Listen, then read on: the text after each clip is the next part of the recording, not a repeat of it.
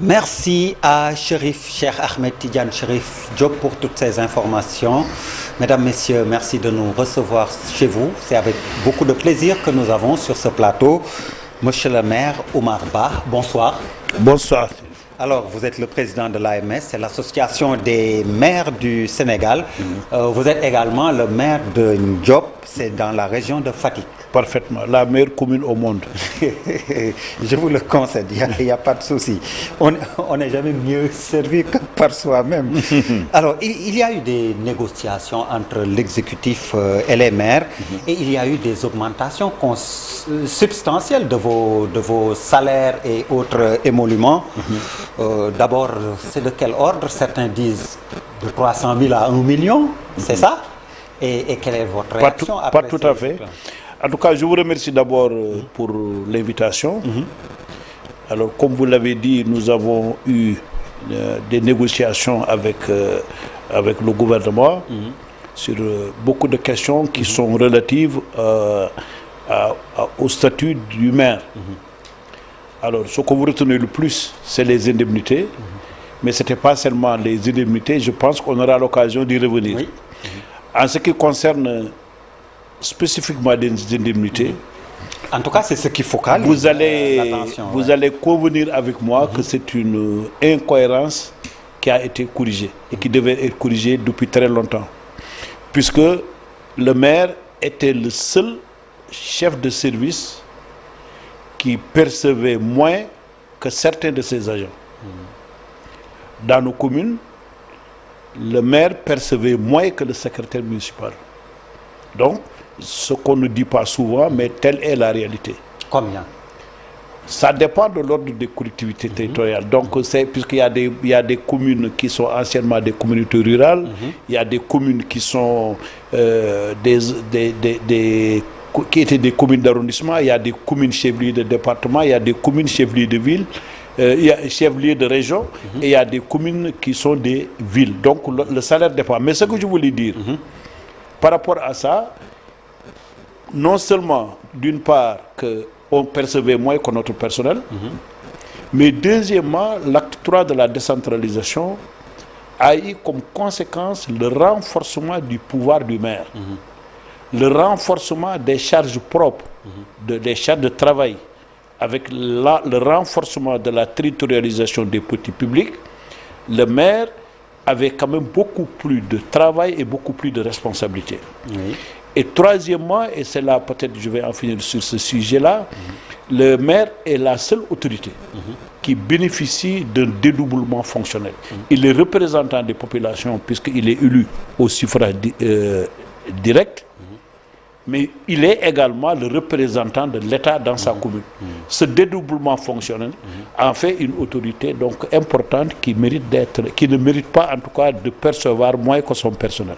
Et c'est cette injustice peut-être qu'on a tenté de réparer. Oui, l'accord tombe à quelques semaines aussi de l'élection présidentielle. On ne peut pas ne pas faire le parallèle. Le timing. Oui, on peut faire le parallèle. Mais ça ne serait pas pertinent de faire le parallèle.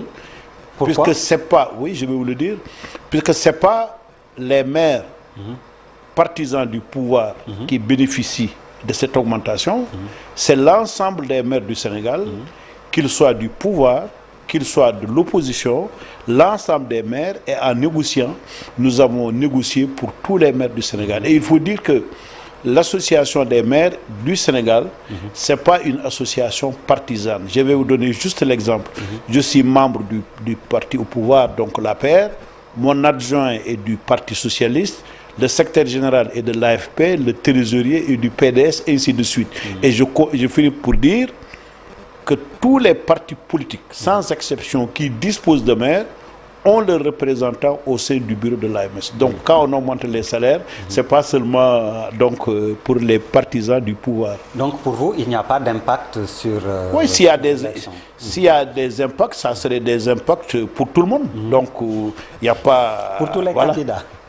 Non, il y aura des... Oui, je dis que... Comme nous sommes... Pas seulement celui du pouvoir. Pas seulement celui du pouvoir, c'est pour tous les maires. On négocie pas on négocie pour tous les maires du Sénégal. Alors, parmi les points d'accord, il y a cette sorte d'immunité, désormais, accordée aux maires qui deviennent un peu comme des députés avec l'immunité parlementaire. Là également, c'est la fonction qui est réhabilitée et l'aura également rehaussée.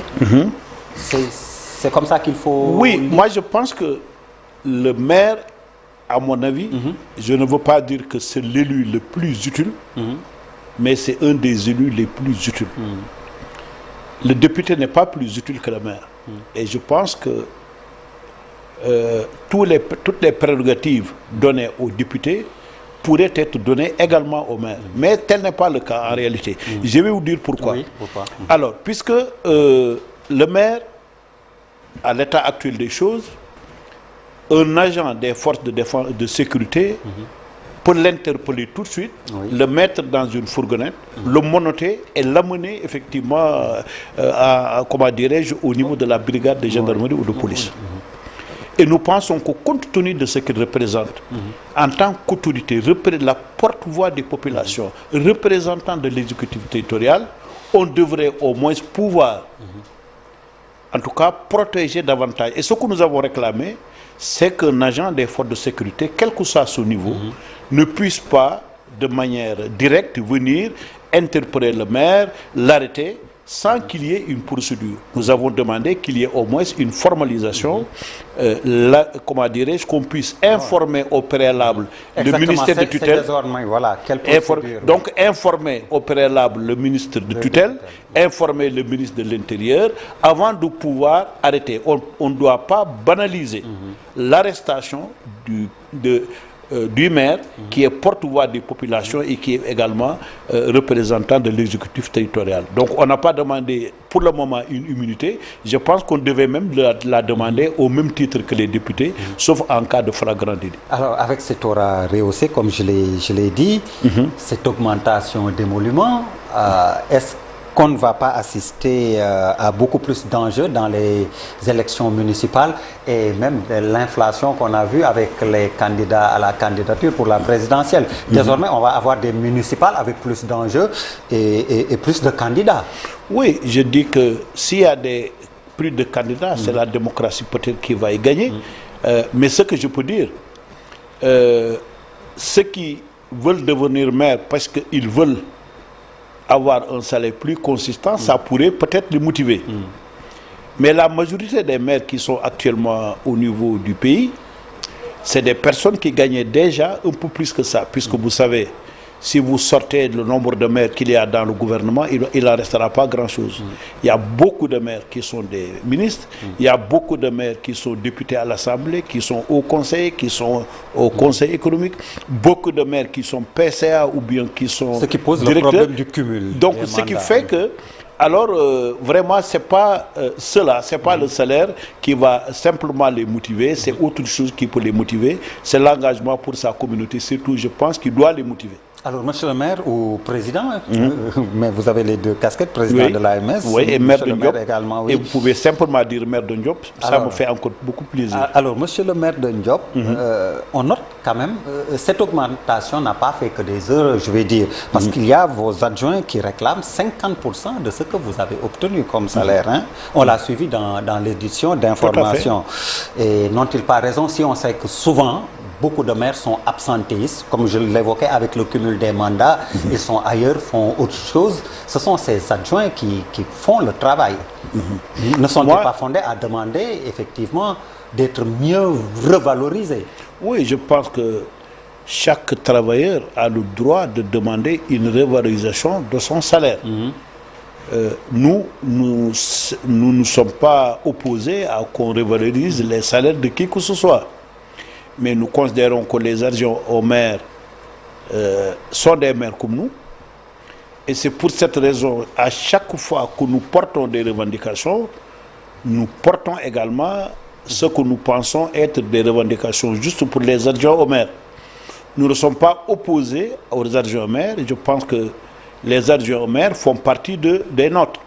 Et qu'au niveau de la mairie, nous avons été ensemble, politiquement souvent ensemble, en tout cas dans la même coalition pour la plupart, nous travaillons ensemble, nous leur donnons des délégations à chaque fois que nous sommes là et que je pense que nous sommes ensemble et que moi, je ne serai jamais dans une logique vraiment de contester tel ou tel avantage pour les maires. Si on peut leur donner plus, mais il n'y a pas de souci. Ça, c'est pas moi. Donc, c'est pas moi qui vais m'opposer à cela. Et peut-être qu'ils peuvent avoir plus, pourquoi pas.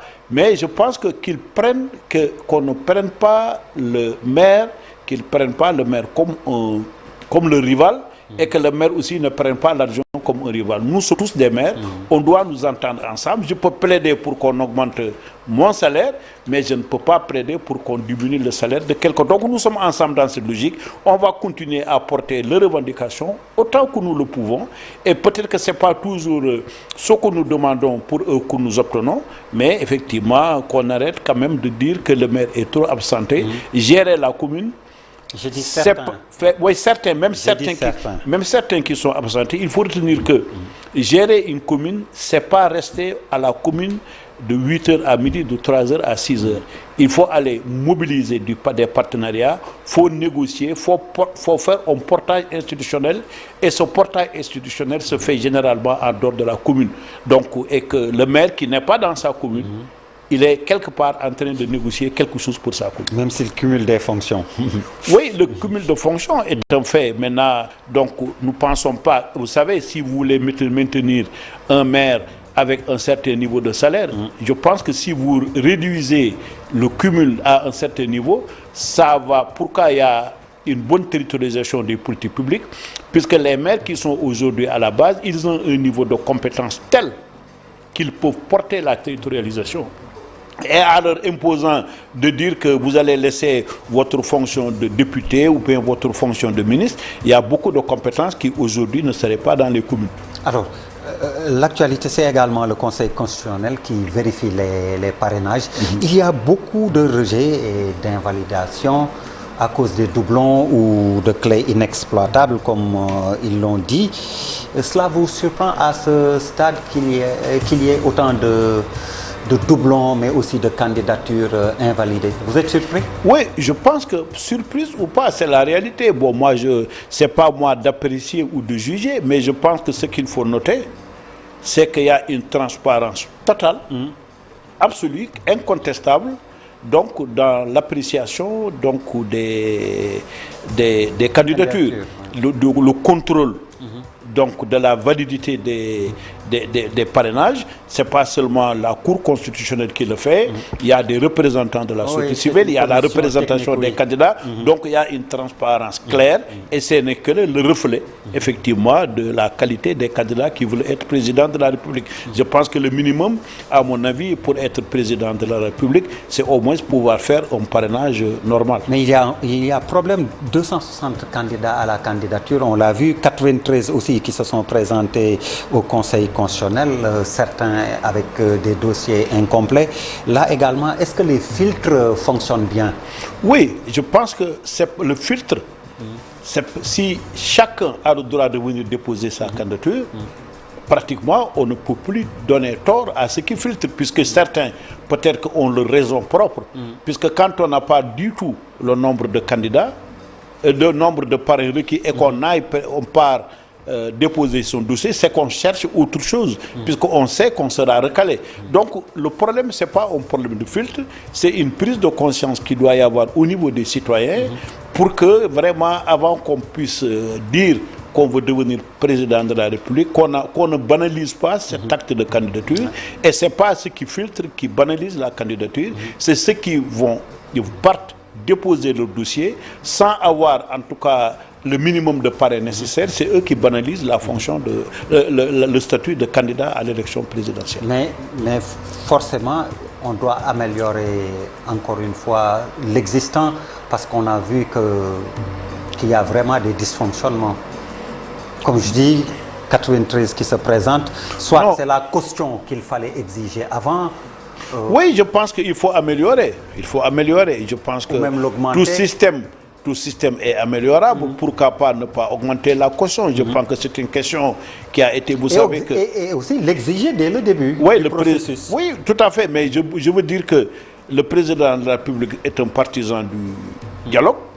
Il a fait un dialogue national, les forces vives se sont exprimées et on a arrêté quelque chose que le président a appliqué. Mais je pense, si on se rend compte qu'il y a un gâchis et des retards inutiles dans ce cadre-là, pourquoi pas améliorer et renforcer le filtrage? Ça serait une proposition valable. Alors, pour terminer, retour sur le discours du chef de l'État, le discours de fin d'année, un discours d'adieu, mais également un discours de bilan, je veux dire. Oui. Votre appréciation Je pense que le président de la République a fait un discours bilan et les chiffres qu'il a donnés sont des chiffres incontestables. À tous les égards, que ce soit sur le plan des infrastructures, que ce soit sur le plan du panier de la ménagère, sur le plan des filets de sécurité. Le président de la République a fait véritablement une révolution. Il a tenté de faire le bilan, mais il n'a pas été suffisamment exhaustif, puisque ce qu'il a fait au Sénégal est totalement une révolution sur le plan donc, des réalisations, sur le plan des filets de sécurité, sur l'éducation de tous les secteurs. Et je pense qu'encore une fois, on doit le féliciter. Et non seulement il a fait une prouesse qu'on ne retrouve pas souvent en Afrique, volontairement, comment dirais-je, renoncer à sa candidature, ça ne court pas les rues. Mais je pense qu'il l'a fait et ça ne fait que couronner et ça a montré simplement que Macky Sall est véritablement un chef d'État. Il a fait un discours de revoir. Je pense que c'est tout à son honneur. En tout cas, nous sommes fiers d'être de son camp. Nous sommes fiers de l'avoir accompagné pendant toutes ces périodes et nous sommes fiers du bilan qu'il nous a présenté. Merci beaucoup, Omar Ba. Merci beaucoup pour votre invitation encore une fois. Président de l'AMS, l'Association des maires du Sénégal, maire de Ndiop dans le Fatick. Merci. Merci à vous également, mesdames, messieurs, de nous avoir reçus chez vous. Excellente suite de programmes sur la TFM, la télévision Futur Média. Merci, bonsoir.